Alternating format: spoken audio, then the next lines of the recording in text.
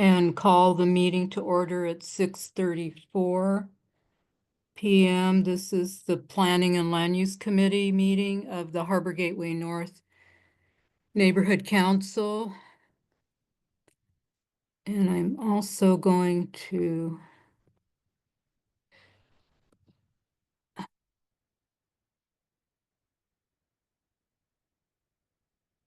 hopefully the transcript is working. So welcome everyone. And if our secretary, Jenny Nixon, could take the roll call of our committee members. Can you hear me okay? Yes. Okay, Rosalie Preston.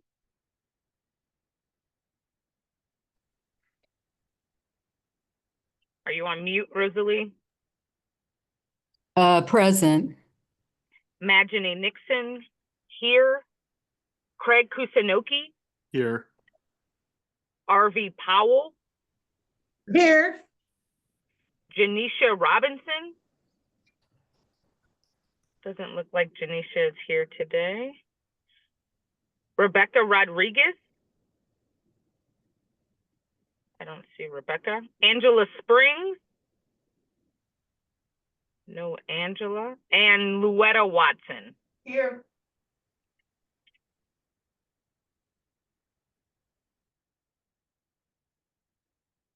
Okay, so we'll move on to item number 2, which is general public comment on non-agenda items that are within the Neighborhood Council subject matter jurisdiction. This is for any topic that is not on our agenda tonight. If you can raise your hand or press *9 on you if you're participating by telephone, cell phone.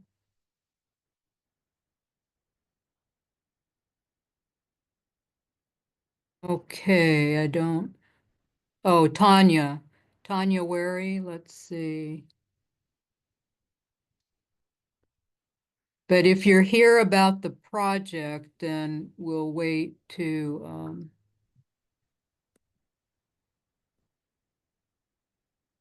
okay, Tanya, if you can unmute.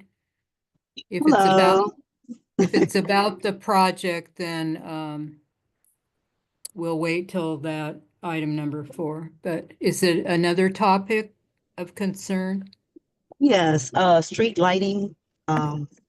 We seem to been out of street lighting for months now. My concern is the street lighting. Yes, on our block, as well as down further from the block we live on. Mhm.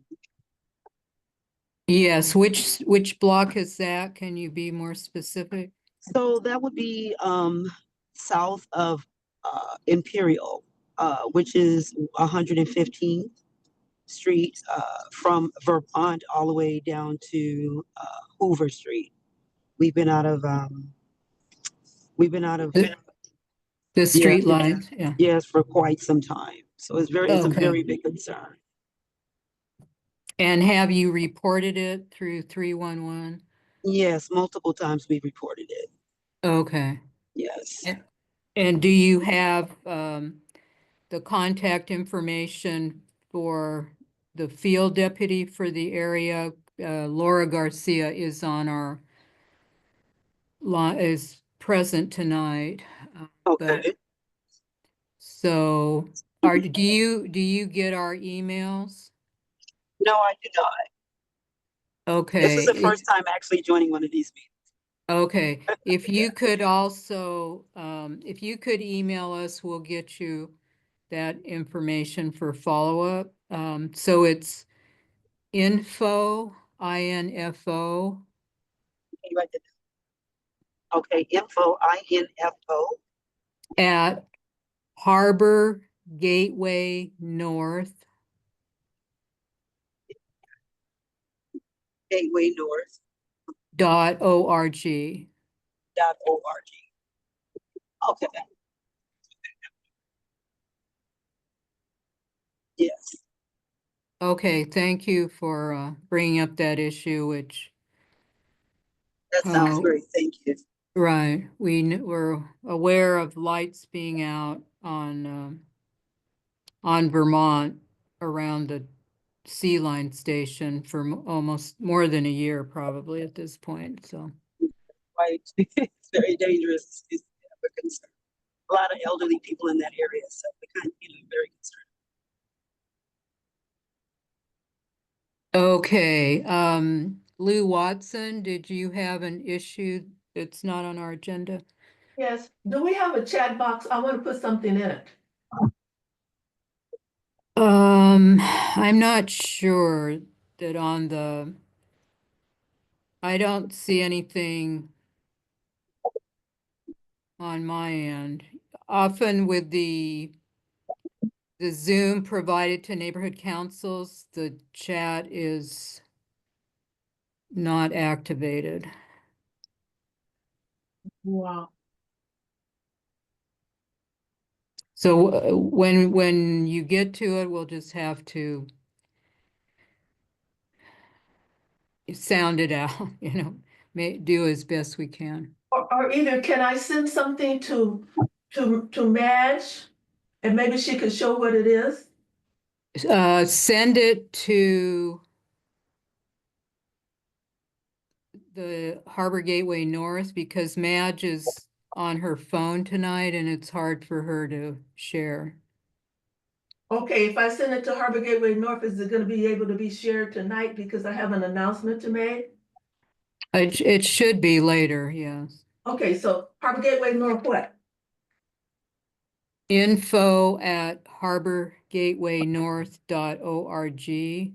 Okay, all right, thank you. All right, now we will move on to item number 3, which is approval of the minutes from our last meeting of April 15th. Is there a motion to approve as submitted?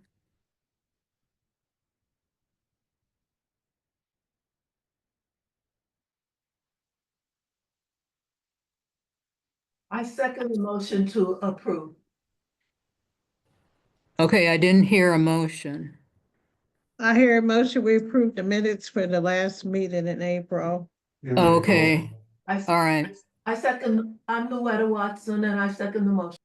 Okay, thank you. Oh. Can I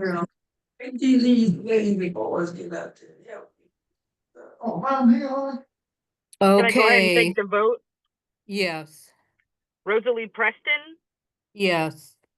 Majanie Nixon, yes. Craig Kusunoki, Yes. RV Powell, Yes, Janisha Robinson,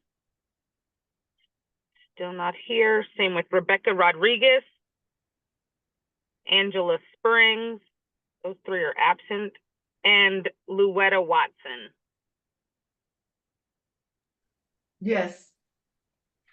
Okay, thank you.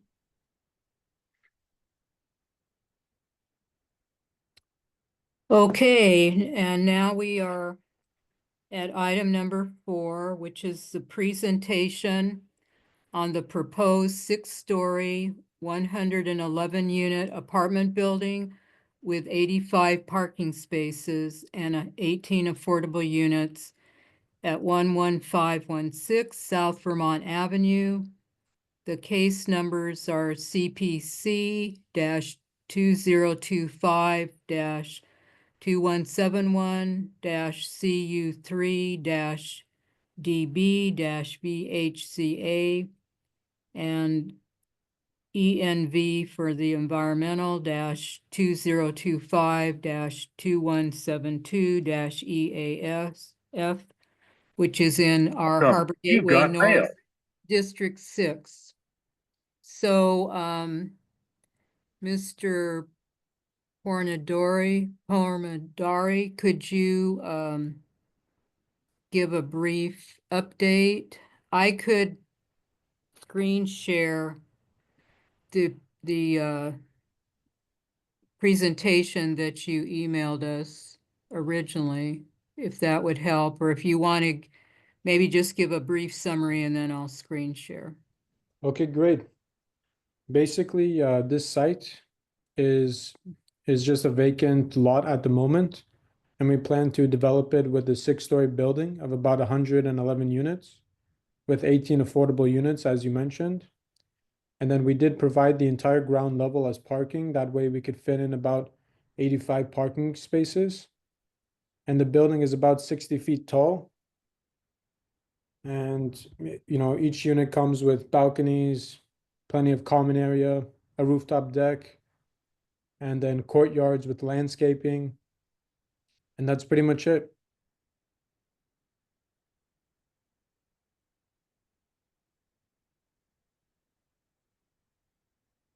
And then if you guys had any questions, I would love to answer them.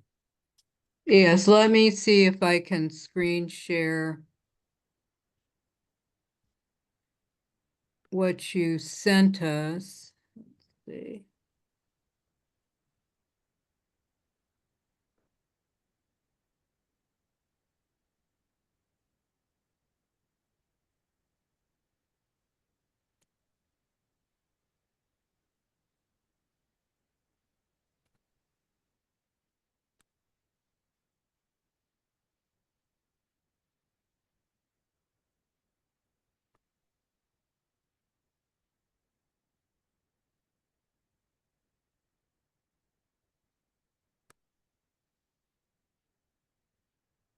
Okay, can everyone see that? Yeah, I can see. So is this the view facing towards the 105 freeway off-ramp? Is that what the vehicles leaving the freeway would see?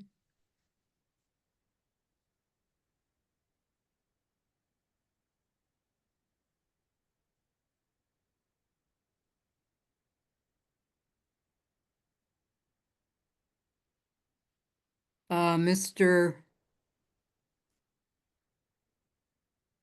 Dari,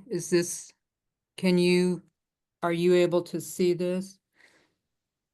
Oh, sorry about that. I was on mute. Yes, this So, is to be the view from Vermont Avenue, actually. And then as you can see, it has our rooftop deck overlooking, you know, it would be facing downtown LA. That's our rooftop deck on the 6th level. so is the deck, it doesn't extend for the whole of the building. It's just that section kind of towards the right-hand side in the illustration. Exactly. It's Okay. actually, yeah, it opens up into into a little common area that we provided on the 6th level. That way the tenants of the building could work, you know, like a work from home lounge. And then it opens up into that roof deck. So it's sort of like a outdoor area where people can work or talk. And then it has a beautiful view of, you know, the whole city and downtown.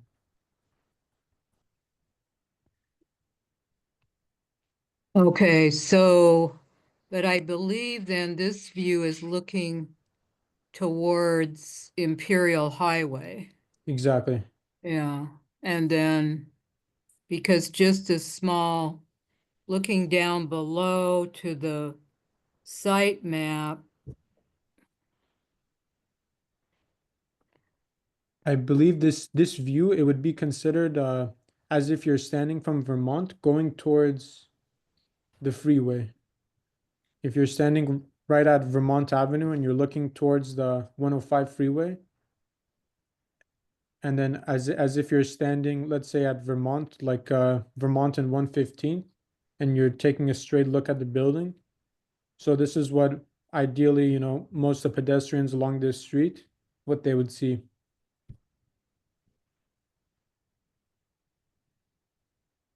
so I noticed that actually of the 85 parking spaces on the ground floor, 20 would be designated for guest parking. Is that correct?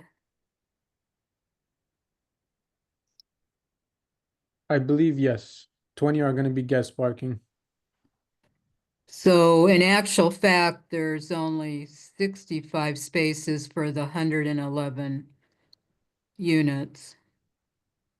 There's 65 spaces and then plus 20 guests. Exactly. Bringing it to a total of 85 parking spaces.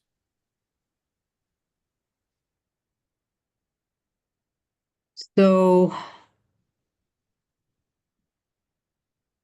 what type of, I noticed that there's most of the units, there's a little box on the lower screen share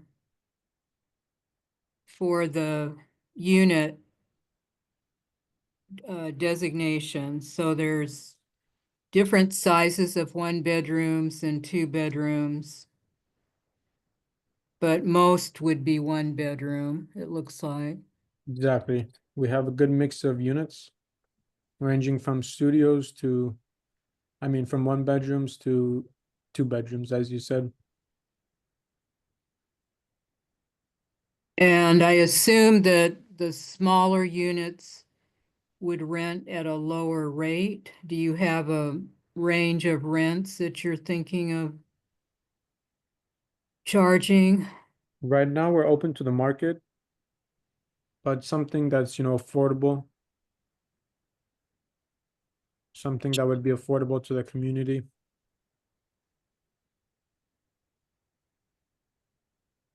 Maybe in the high 1000s.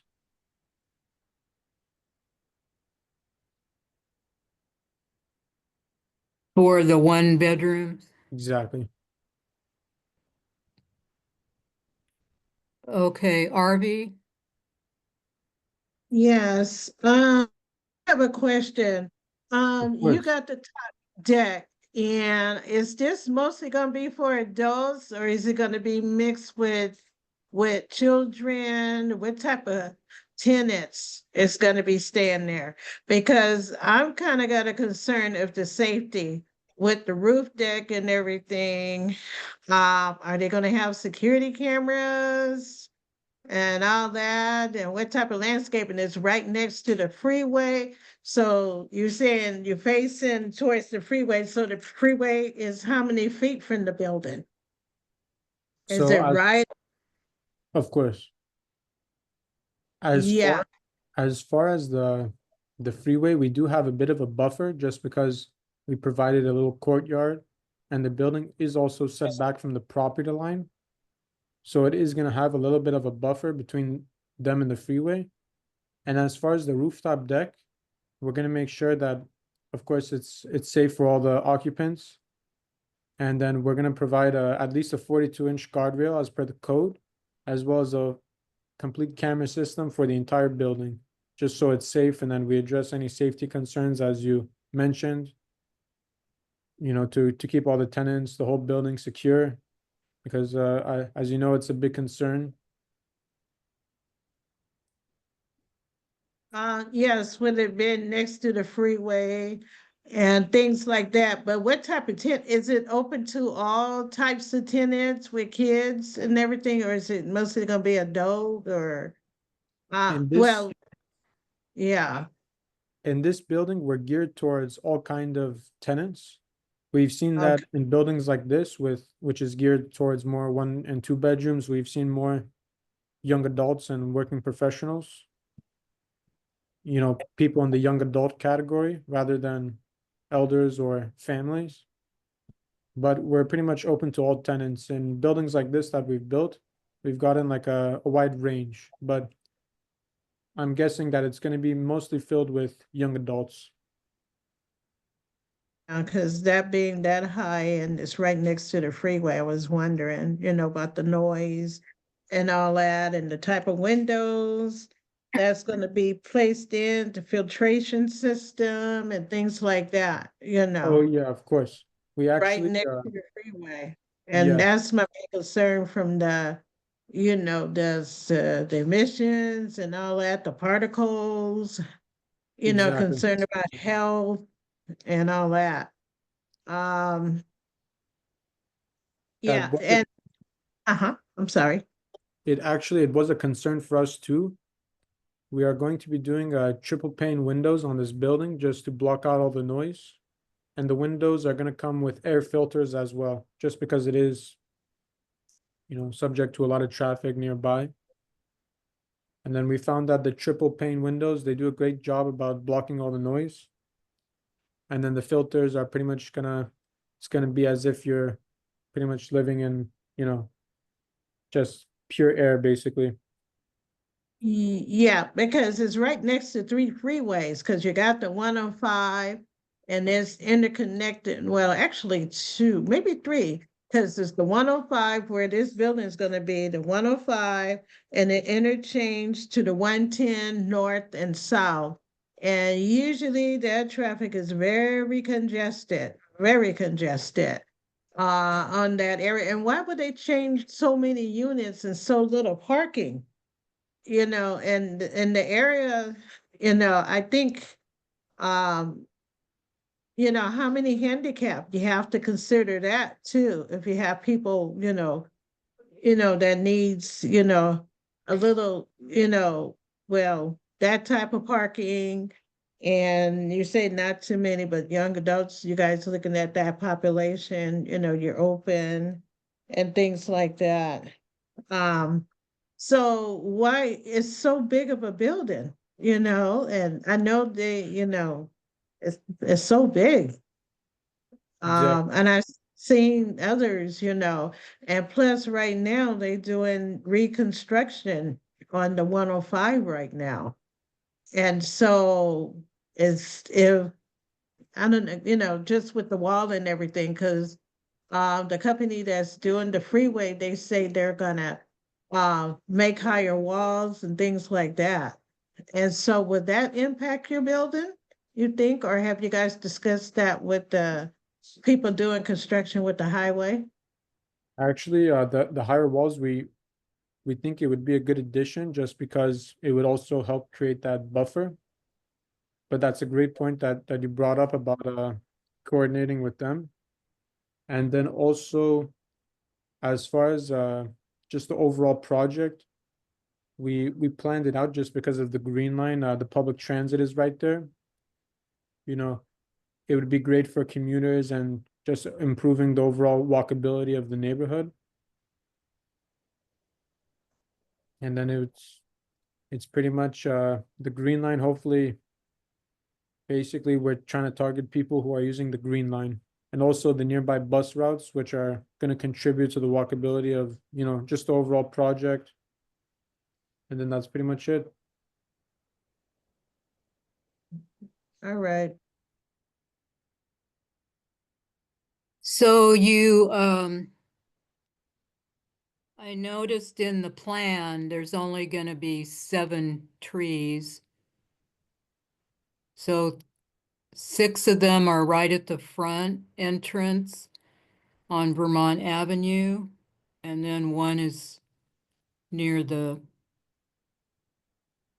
I guess when the cars enter, it's kind of on the north side. If you could see it in the screen share. So is that it for exterior landscaping, just 7 trees? We actually did provide some trees on the courtyards on the upper levels, but I mean, as far as the trees, that's going to be it. But there is more landscaping on the rooftop terrace as well as the 2 courtyards.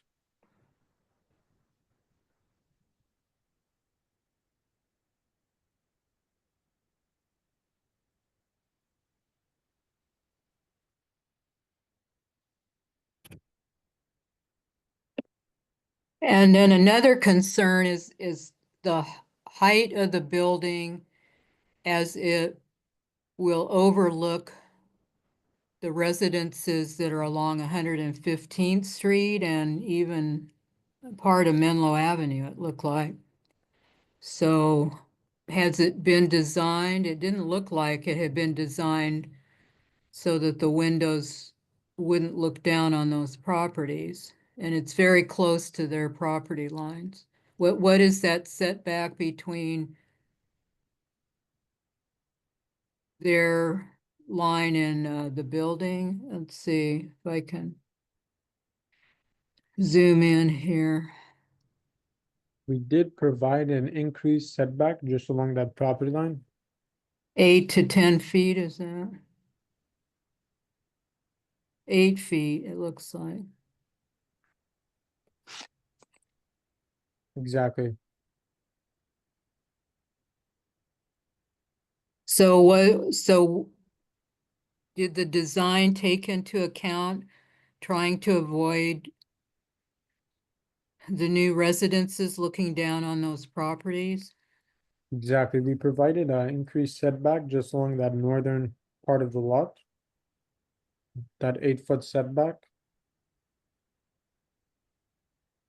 But the building is 6 stories tall, so people in those upper apartments can easily look down into the backyards of the existing residents. Was any attempt made in designing the windows so they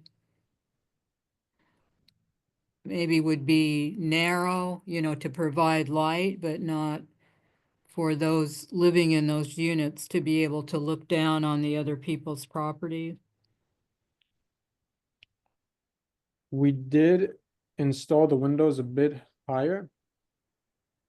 That way it doesn't have as much as a direct view into the neighboring property. They're a little bit higher off the ground.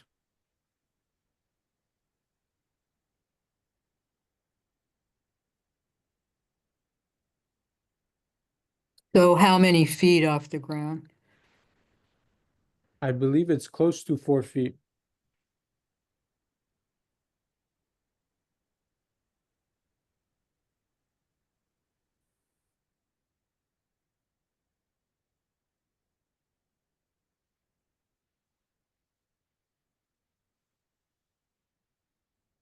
So another question is, it looks like the entrance to this new building would solely be from Vermont Avenue, is that correct? Could you repeat that question? Is the entrance solely visible from Vermont? Was that the question? Is that the only entrance to the building from Vermont Avenue between the 2 sets of 3 trees there? The main entrance is along Vermont Avenue. And then we do have access in the back of the building via a staircase.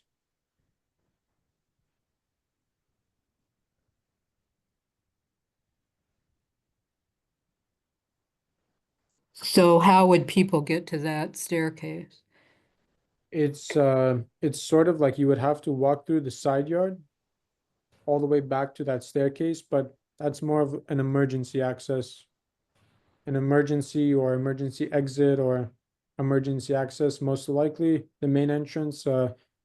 Most tenants are most likely going to be taking the main entrance just because, assuming if they're walking off the green line or off of a bus line, they're going to come down and then that's the first entrance that they're going to be seeing. It's going to be the most closest and also closer to the elevator as well. So if they, but if someone needed to use that back staircase, would they, when you say the side yard, is that the yard that's along the freeway, off ramp, or on the north side of the building? They would be able to access it from both. Both, okay. And, okay, so going back to the main vehicle entrance on Vermont Avenue, will that have a security gate across it that only the tenants can access, or will it be just an opening, driveway opening? Exactly. It'll have a security gate just so the tenants can only access it.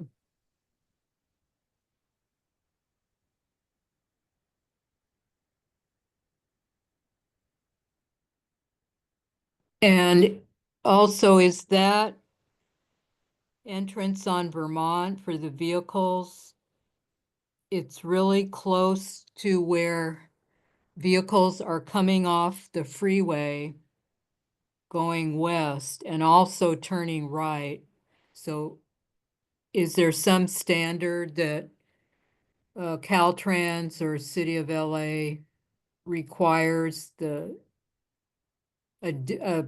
certain amount of feet between a freeway exit and the entrance? Because it looks like, there could be some traffic impact from people traveling north on Vermont to come in the entrance and then vehicles coming off the freeway and also turning right there. They do have some standards for regular driveways.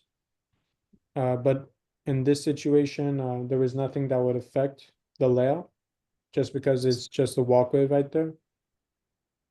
So there was nothing, no implications on the current project design.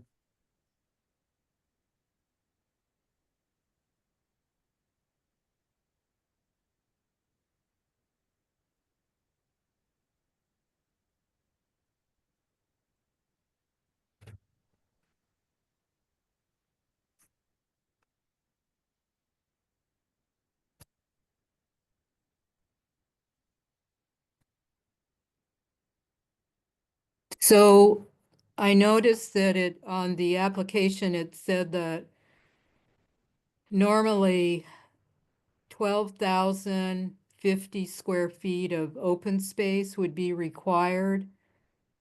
And you asked for a waiver of 4,529 square feet. And I assume that's so that there can be more units created. Exactly. And so of the open space, it's the sections in green on the rendering where the 6 trees are near the entrance driveway, the 1 tree near the transformer pad, and then the courtyard and the rooftop terraces is all of that is what is considered open space. Exactly.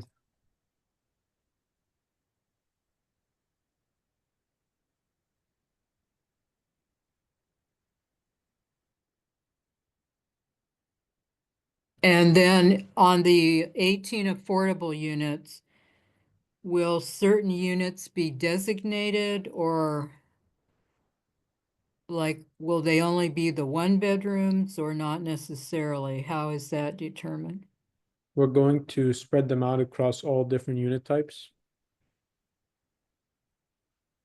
and across different levels as well.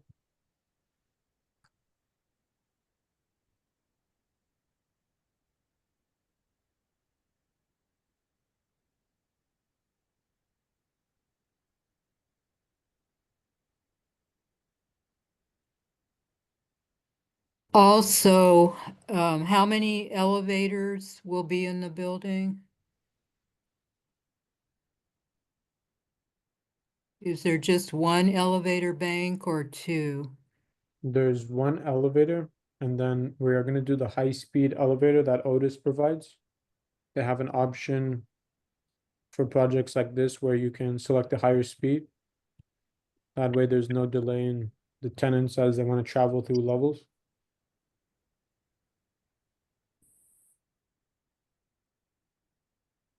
So is that just 1 bank of elevators, but one of them will be high speed, or all of them will be high speed? It's all going to be high speed.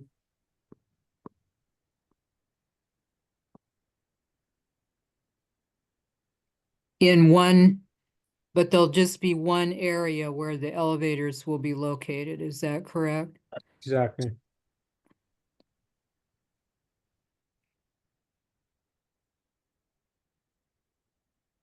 And then how are you gonna handle assignment of the parking spaces? Is it like first come, first serve, the first people who lease and have a vehicle will be assigned a parking space? Is that, or what is the procedure? We're going to assign it to whoever requests it on a first come, first served basis. We're imagining that a good amount of the tenants that we get are going to be commuting by walking. So it's just gonna be on a first come, first serve.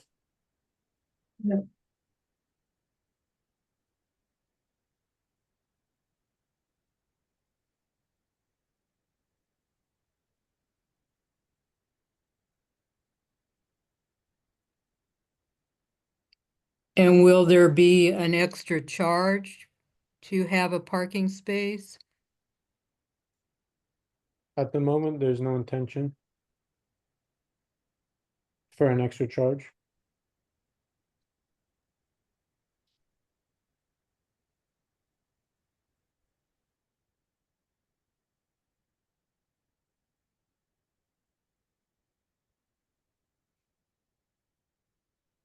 And could you give us some background on other projects that this company has worked on? Of course, this company has been in business for about 40 years.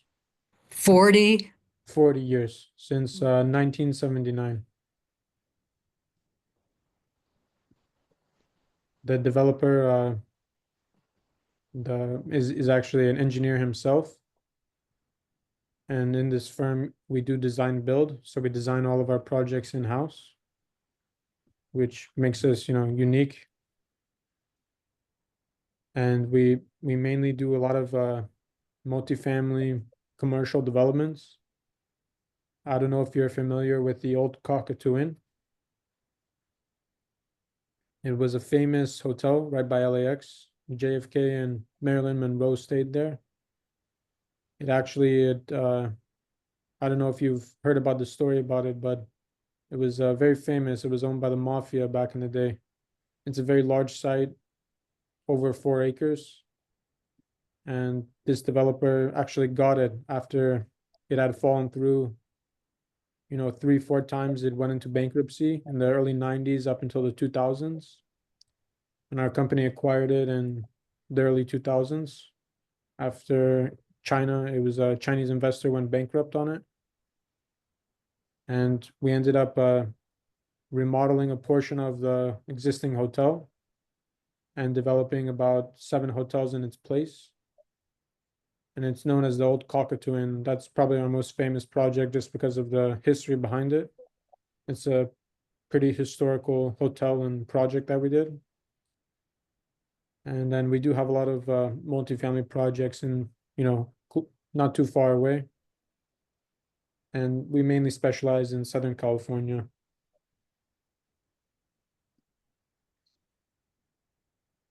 At one time or recently, there's a property along Vermont, just to the north of your property, that's a old 2-story commercial building, and it was for sale.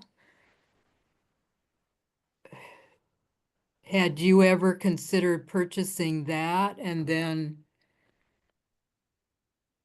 putting this building on that property so that it would all be along Vermont and it wouldn't have the same impact on the existing single-family, pretty much 1-story homes on 115th? We actually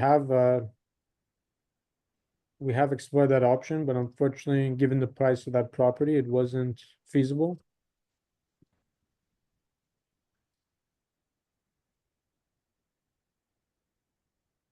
Just because there is an existing dentist office right there. And the price that they were marketing it at, it didn't make sense to us to acquire it.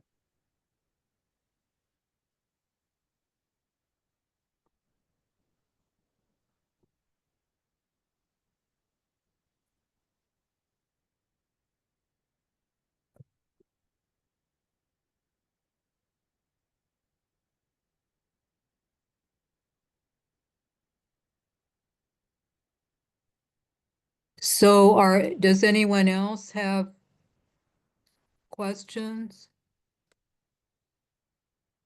Tanya?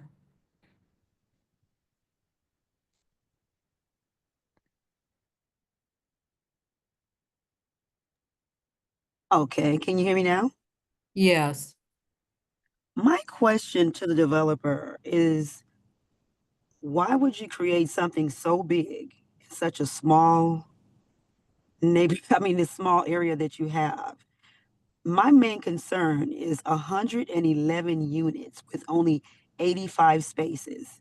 If you were to walk down 115th Street, you would notice that there is just no parking literally on these streets. We barely have any parking every day. So how do you plan on accommodating all these people in their parking? There's going to be so many people living in that building that have cars. So I kind of agree with who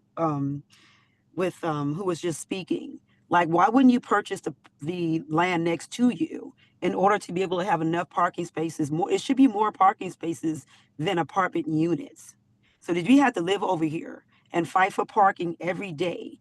I can only imagine when you develop this space is so high up, we lose all our privacy.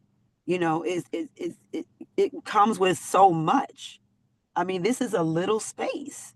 So I'm like, my question is, my main concern is the privacy, the lack of privacy, and just so much foot traffic, so much parking. It's going to destroy the neighborhood.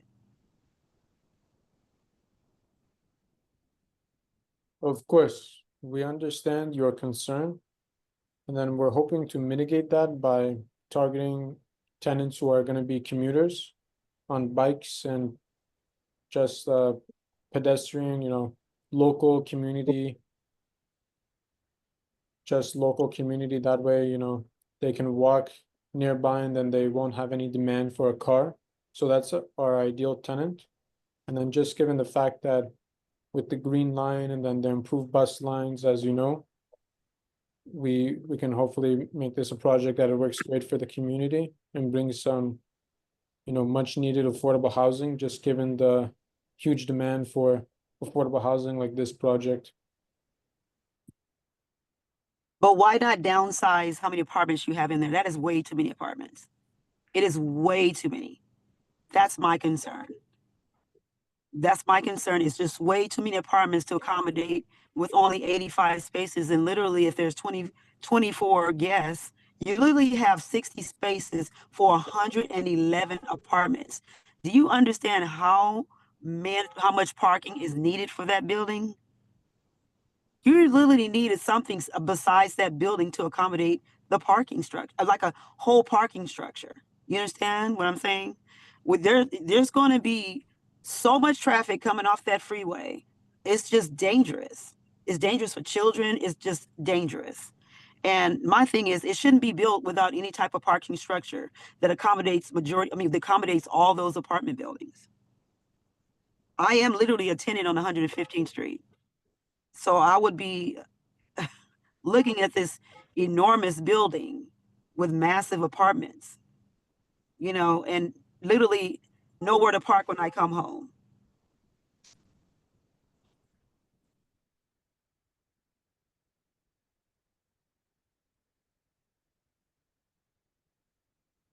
Of course, our view is that we shouldn't have really any impact on the parking situation in the neighborhood, just because most of our tenants are most likely not going to have a car. We did provide plenty of bike storage, and then so ideally those tenants can bike to work or walk. And then just given the state of the housing demand in Los Angeles, especially in this community, we think that the more number of units that we could provide, the more service we are going to be doing towards that community, just because there is a great demand and there's a lot of businesses that, a lot of working class citizens probably want some close by apartments, affordable apartments that they could live in rather than commuting far out. Sometimes, for example, I have some coworkers that they have to commute over an hour, and then it's just a nightmare for them driving every day. So ideally, we would want to target local community members, and then in our view, we wouldn't have any impact on the parking situation of the surrounding areas. So should the residents, since they're being accommodated, so we have to suffer because they want to be accommodated because it's going to be a longer commute time. So we have to suffer all the massive traffic that's going to be over here, massive parking. They're going to come, trust me, coming from that apartment building, they're going to park over here on 115th Street. And they will literally, it's just going to be a nightmare. It's going to be a nightmare. That's my main concern, is the parking and the safety. And you have literally so there's literally a weed shop at the corner. I mean, like, how is that going to be a safe community? I feel like that is something that you definitely should explore about buying or purchasing. I think that would be something that we're open to putting in the neighborhood, because I mean, you literally have, yes, it's a dentist, but it's an old beat down building. And I'm trying to figure out, why is the cost not affordable to you if you can put a 6-story apartment over in the corner?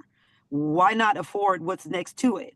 It's literally a weed shop and a dentistry. This is absolutely, like I said, is the building is just, not it's not in good condition. So I kind of agree with I can't remember her name, just spoke before I spoke, but I agree with purchasing that next door. I mean, because that's great that you think that people are going to bike, but the majority of the time, people are not going to bike. I've seen in California, very few people bike.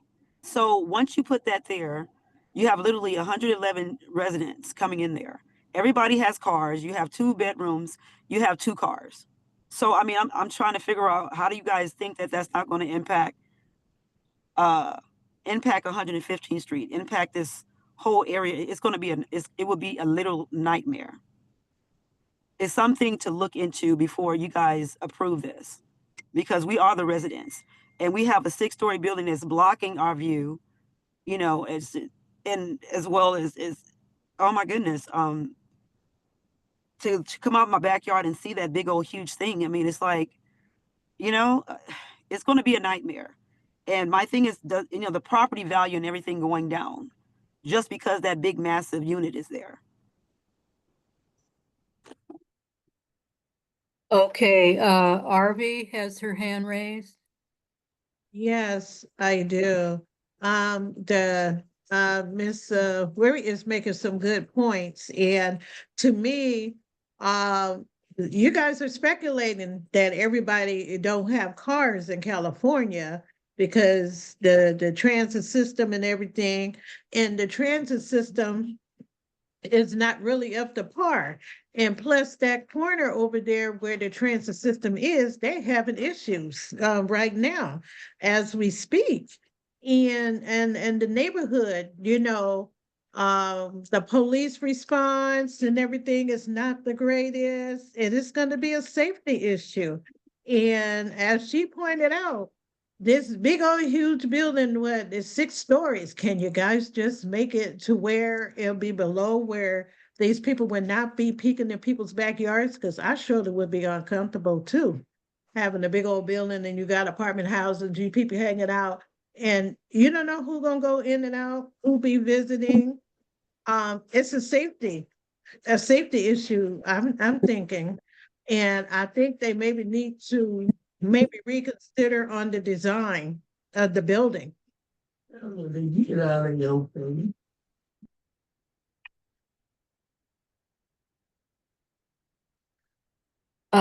We do have our field deputy for council member Harris Dawson present, and also the planning deputy for council member Harris Dawson on.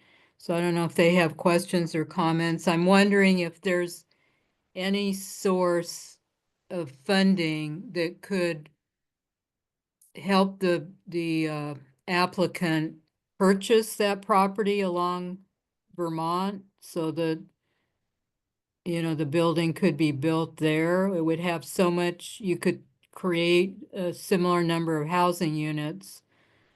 But it would have less, it wouldn't overlook the existing properties, and you could use then the property where the current project is proposed to have outdoor parking with trees and shrubs planted there, so there'd be more landscaping. Anyway, it's something to consider, because the community would be much more supportive if the building were on Vermont rather than in that narrow strip. Also, how long has the applicant owned that property along the freeway? I know it was purchased many years ago when Caltrans sold off surplus properties. But the current applicant has owned it for how many years? The applicant has owned the property since he purchased it from Caltrans, since they purchased it from Caltrans.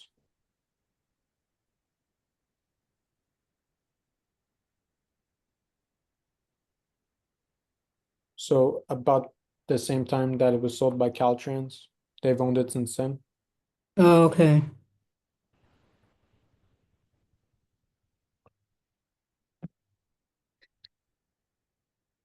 Okay, any other questions? I did just wanna thank you, first and foremost, Rosalie, for inviting both myself and Terry, to listen in on some of the concerns. So for folks that are in the space and may not know me, my name is Laura Garcia. I'm the field deputy for Council President Marquise Harris Dawson. I did hear some of the initial casework concerns that came up. If folks would like to email me for some of those BSL issues or any other city service needs, feel free to do so. My email is my first name dot last name, so Laura.Garcia at lacity.org. For anyone that would like to email me directly, you're more than welcome to. In regards to this project, I think both Terry and myself will be reviewing the plans a little bit more in detail. And we, would really love to connect with the developer as well, to see how we can meet some of these concerns and that the community is expressing today. So I've been taking notes and seeing all of the suggestions folks are taking or are mentioning, and I'm going to be taking this back to the office to see how we can assist. Thank you so much. We greatly appreciate it.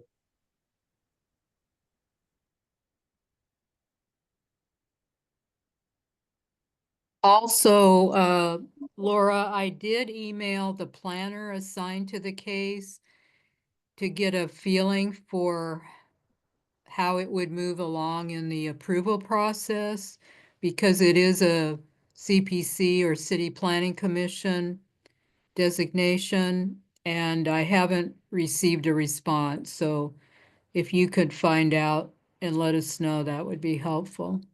Yeah, definitely. And I know Terry, who's also on the call, has a little bit more information regarding that process. I'm not sure if there's anything we can share at this moment, Terry. Terry Osborne.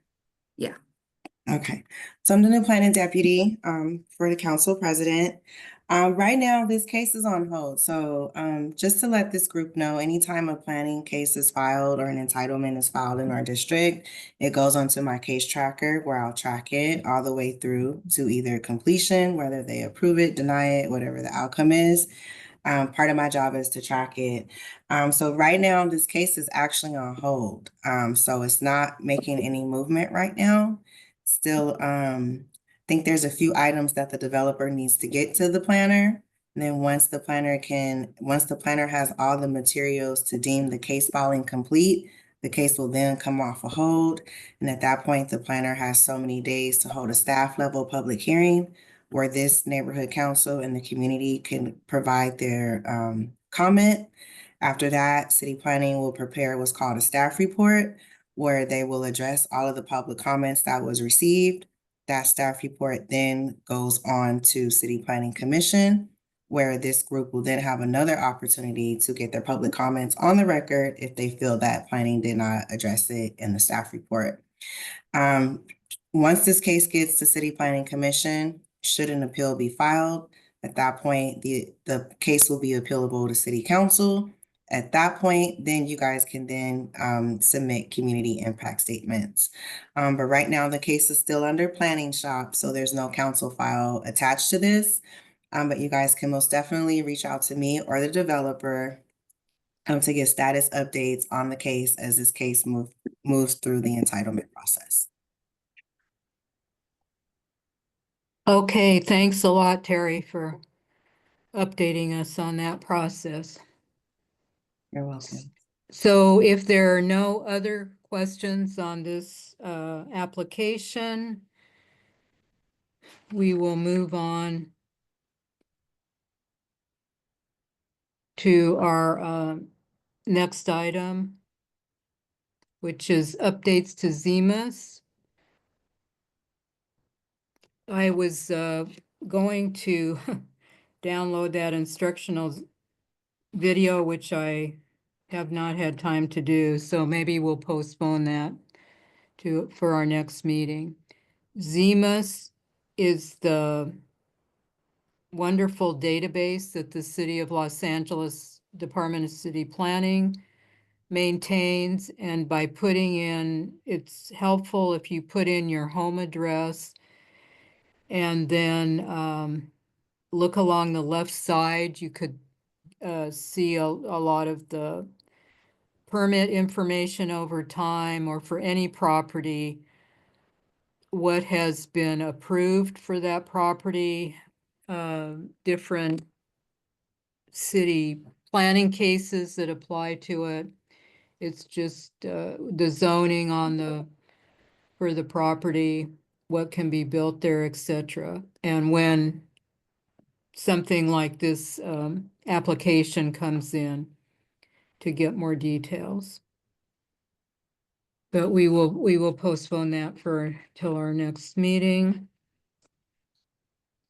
And then move on to our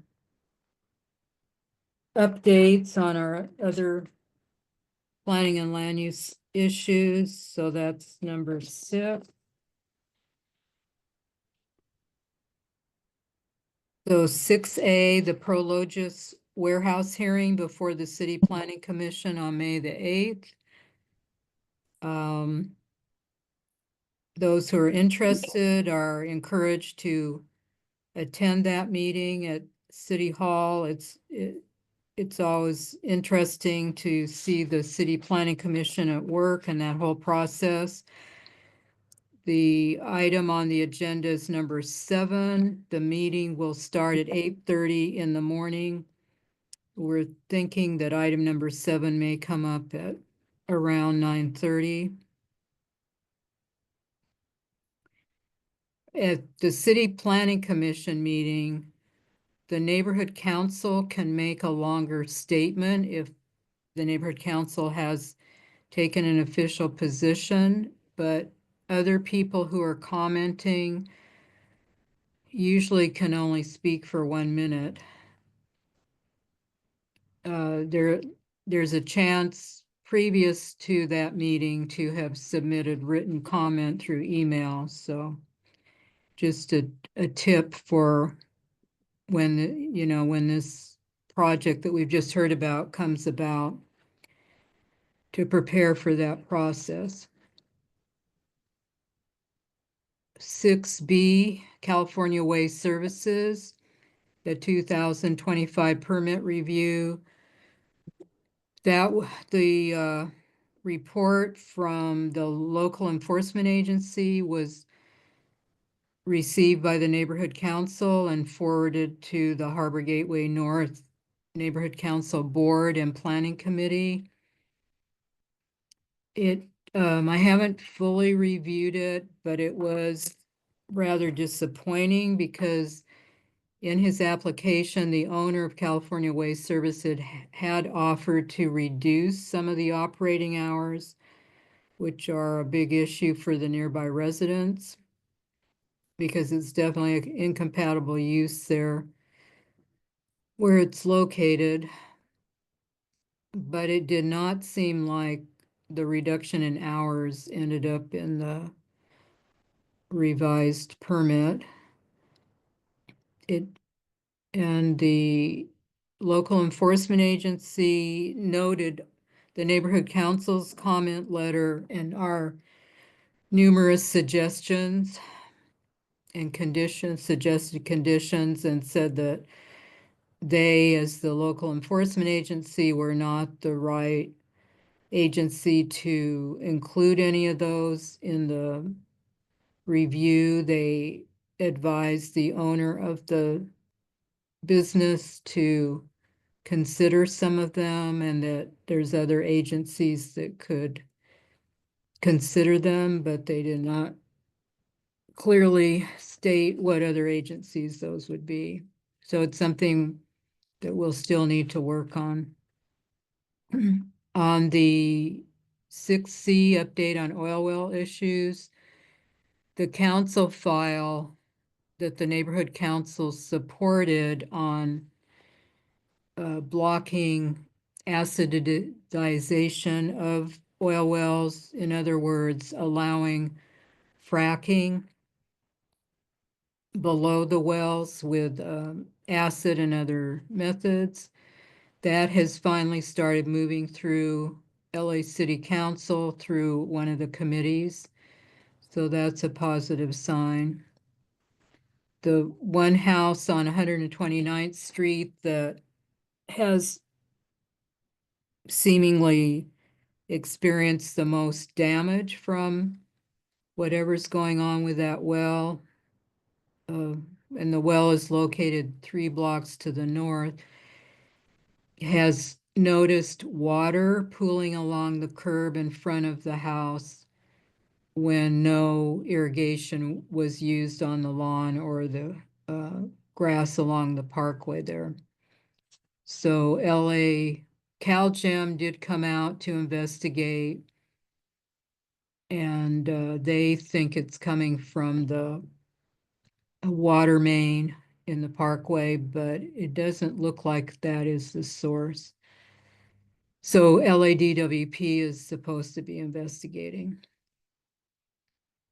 6D, the 105 Express Lanes project that impacts homes along the 105 in our internal district 6, 7, and 8. We had a presentation at our April 22nd general membership meeting, and we need to post that presentation on our website. The Metro representatives who were present said that really there wouldn't be much impact, except that pretty much all of the existing landscaping is going to be removed. It will eventually be replaced, but of course, the trees and shrubs will be small for many years. And along certain sections, the sound walls will be reconstructed and made higher, but not all along the whole route.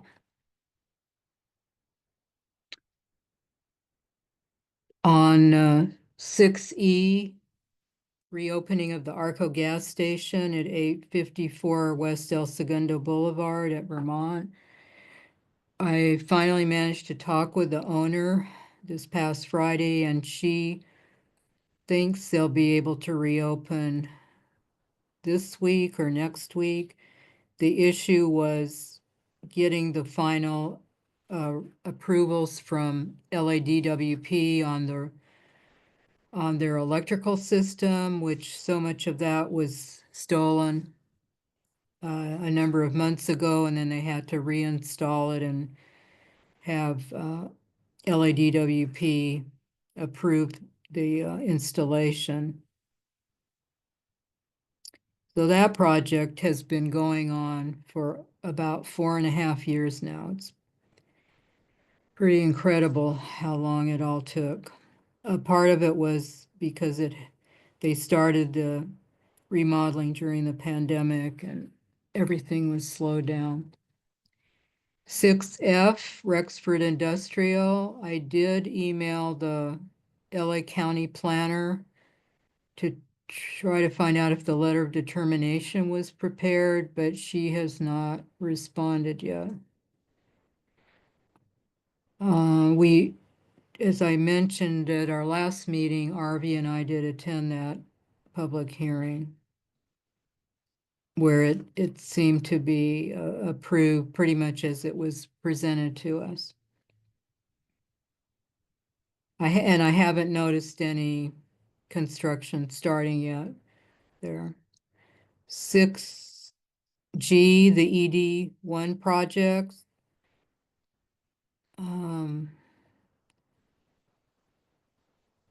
700 West 120th Street, the 50 units with 0 parking. That has, I believe, has been held up. So nothing's happening with that currently. The 1134 East 120th Street. The old buildings on that property were supposed to have been demolished back in December. Last week when I drove by, they were still there, but one of our board members drives that area a lot and said that she had started noticing they were tearing some of them down finally. But we're not even sure that that project has been finalized for the construction. Also, 11840 South Central Avenue, that was the fourplex, 1 story that has been demolished and all the existing tenants evicted. But the lot is just empty now. Weeds are growing on it. So we don't know when they plan to start construction. And it's very hard to communicate with that applicant. 6H, the Harbor Gateway Community Plan update. I learned that whereas we had thought it would start moving forward to the Plum Committee of the LA City Council by now, it's possibly the summer. And that's not even that certain because under the current budget, LA City budget proposals, a lot of LA Department of City Planning staff are supposed to be laid off, so that could really impact the forward movement of the community plans updates that are in process. The Harbor Gateway Community Plan, for those who are not familiar, covers our Harbor Gateway area from Artesia up to the south side of 120th Street, which is our internal districts 1, 2, 3, 4, and 5.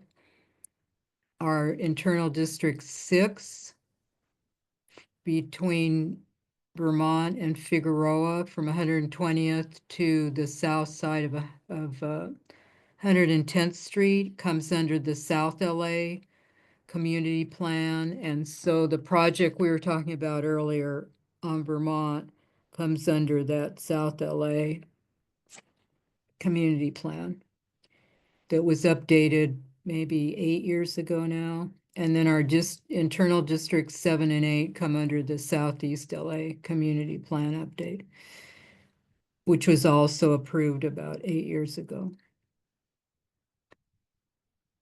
6I, other planning and land use issues. I think Lou Watson was going to discuss this. So let me see if there was something I can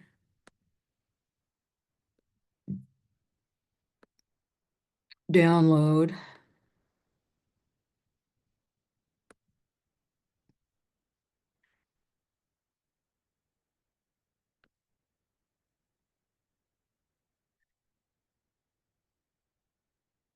Or, let's see.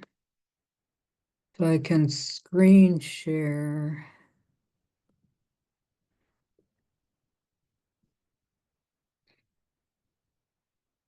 So Lou, did you want to say something about this?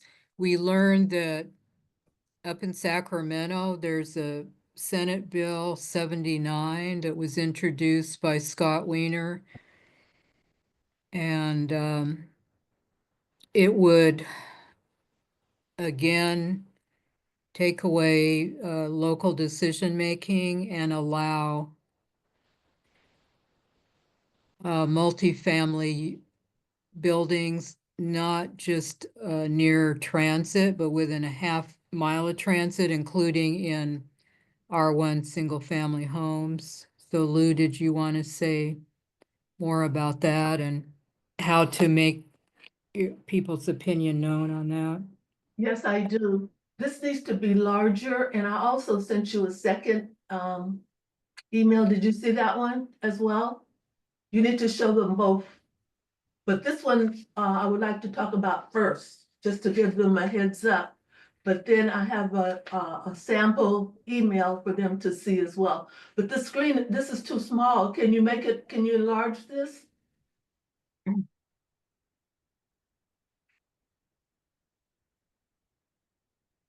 Because I want you to click on the links. Is that big enough?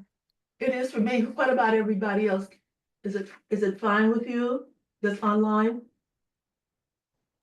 Yeah, it's okay with me. Okay, so Rosalie, would you click on the resolution, please?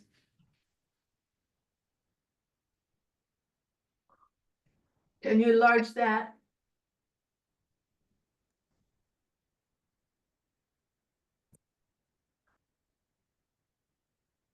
Okay, well, I'll just start talking. What we're basically doing is that, first of all, I would just like to say, we live in Senate District 35. And our state senator is Laura Richardson. SB 79 is very detrimental to all of California, not just Los Angeles, but nobody is spared with this law if it passes. The city of LA passed a resolution, which is before you right now. Scroll down to the bottom, Rosalie, to the very end. They're giving you some background on SB 79, which is Scott Wiener's bill. But where it says not now therefore be it resolved, okay, that's what I want you to see. Okay, the LA. And this is a council file, right? It has a council file number. This resolution, I believe. They can click on the link and find out for themselves. I got it from the council, it's from the council. Oh, it says at the top, it's 25-0002 dash something, okay. I wanted you to have it visible so that everyone could see it and they could write down this information or have this information for themselves. Because we're asking, we're being asked to support the city of LA in this.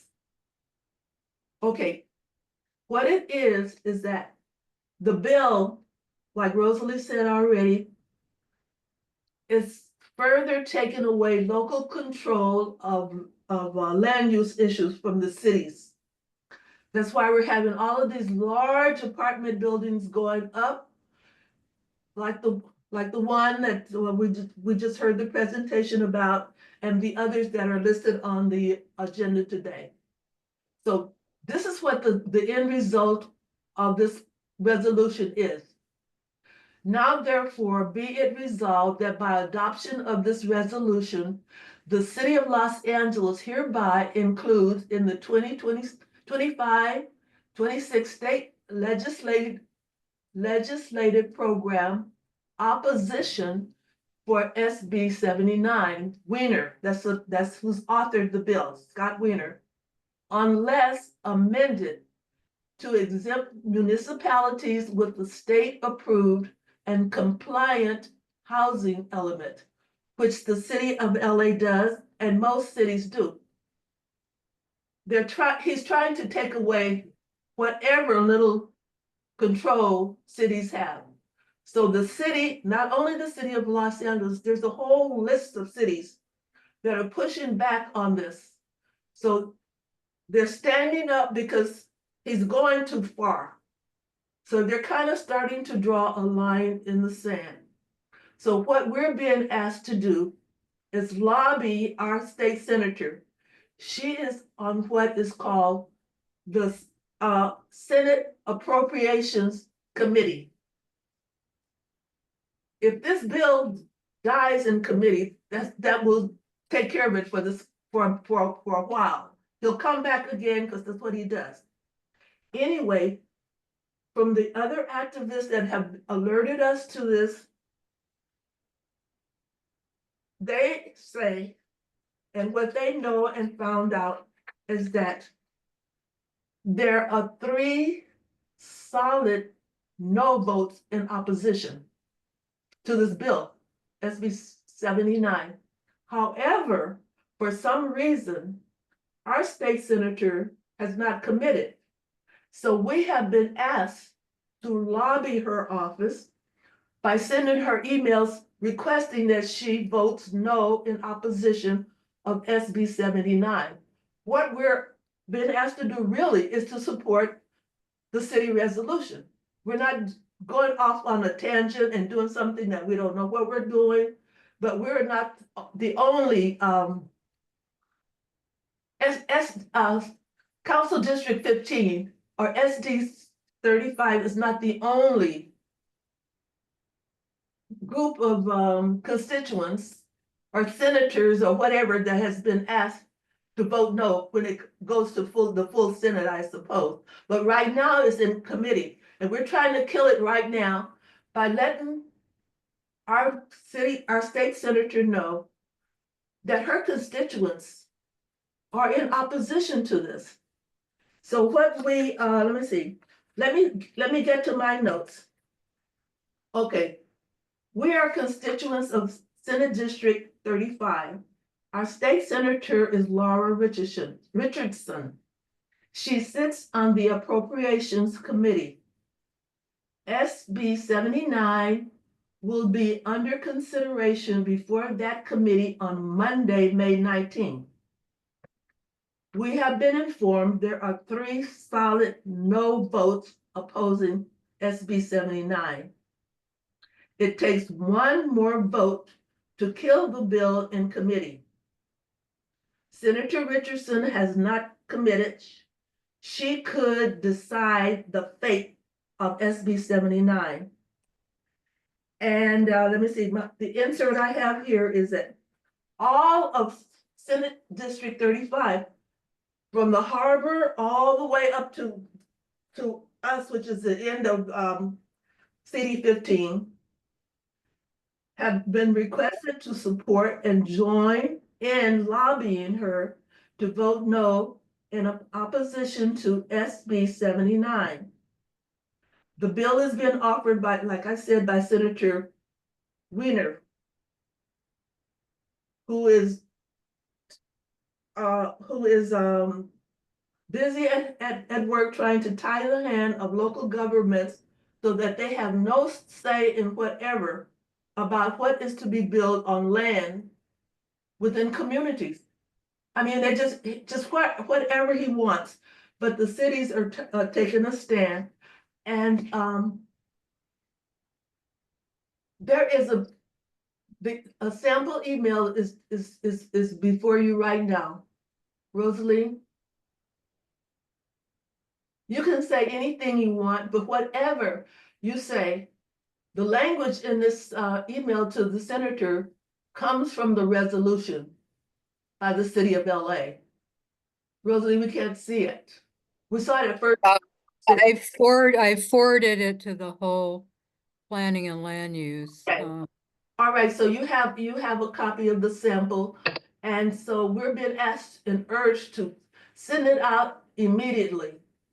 So when you get it, you look it over and include your information, but please send it out as soon as possible. And also send the copy, the CC to her field deputy and and to her office staff.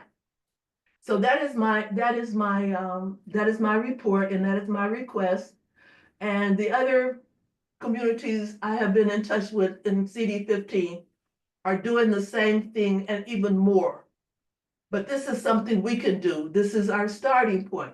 There's a lot to do, but at least we're on record so that she knows we were asked to flood her email or flood her computer with our requests to vote no in opposing SB 79. And I thank you. Do you have any questions for me? No?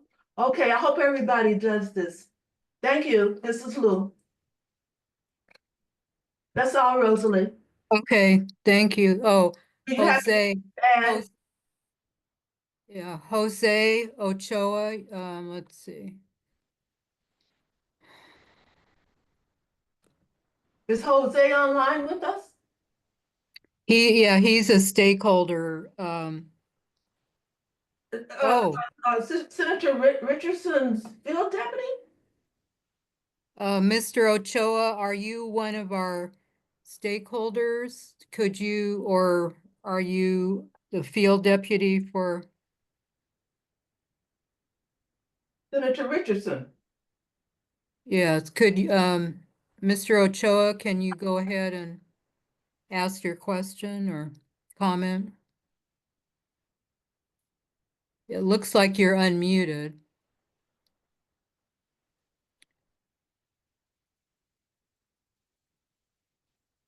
Hello? Oh, yes. Okay, yeah, sorry about that. I was trying to figure out the audio. Yeah, so I just wanted to comment on that. I am I'm called a district representative, but it's the equivalent of a deputy. And I received the email with the opposition letter.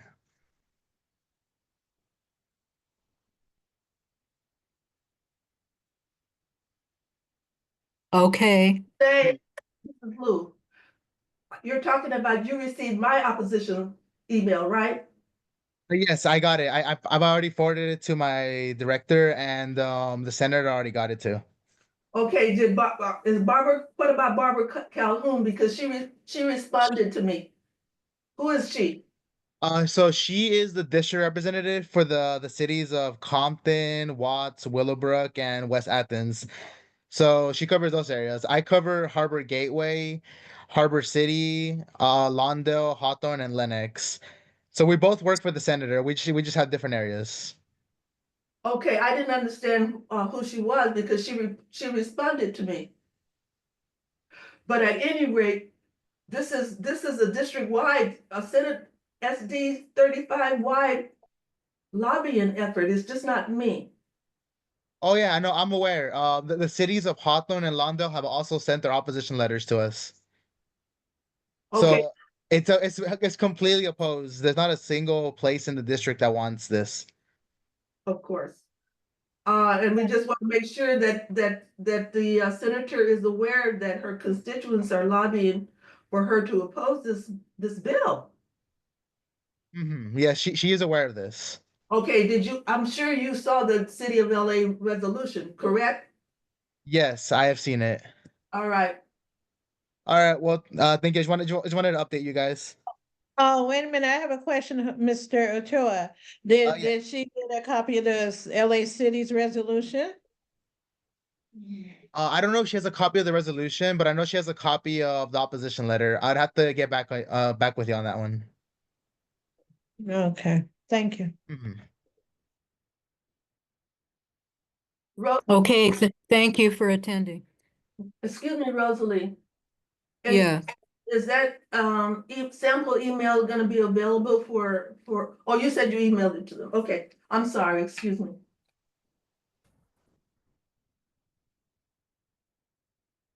Okay, so if there's no other planning and land use related issues to come up tonight, Any relevant announcements? And then we have to set the date of our next meeting.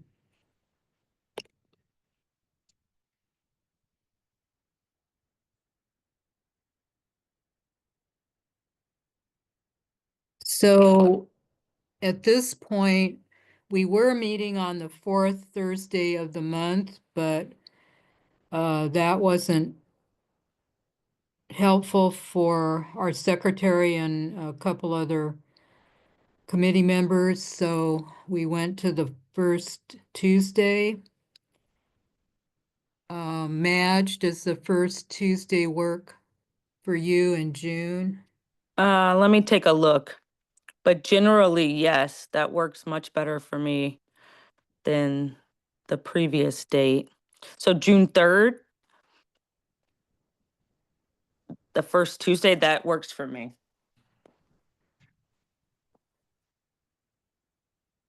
Yeah, so is that okay with everyone else on the committee who's here? Yeah, it's fine with me. It's fine with me as well.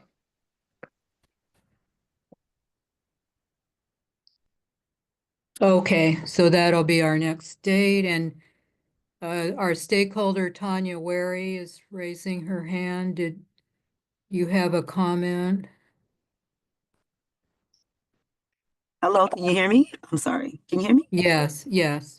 I just want to thank you, especially just thank you guys for informing me of this because, oh wow, I did not know, and wow, I just want to say thank you for And giving us this you information. got one of our Your you received flyers. one of our Yes. flyers. Okay. Yes. So please, the flyer has our contact information also. So if you can let us know your email, we can add you and you'll be updated on all the future actions on this issue.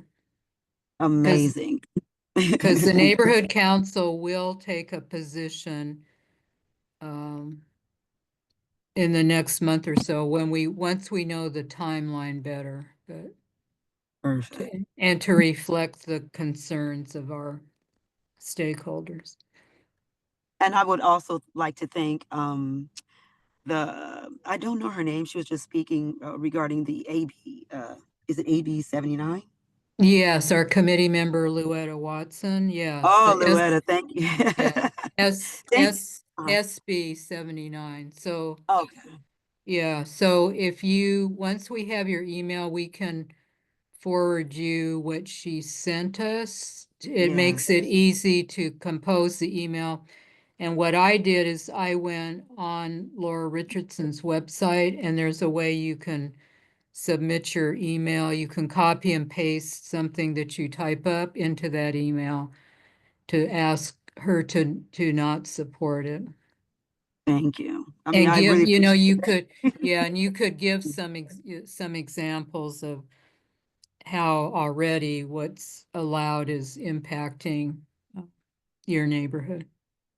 Definitely. Thank you so much, ladies. Thank you. Ladies and gentlemen.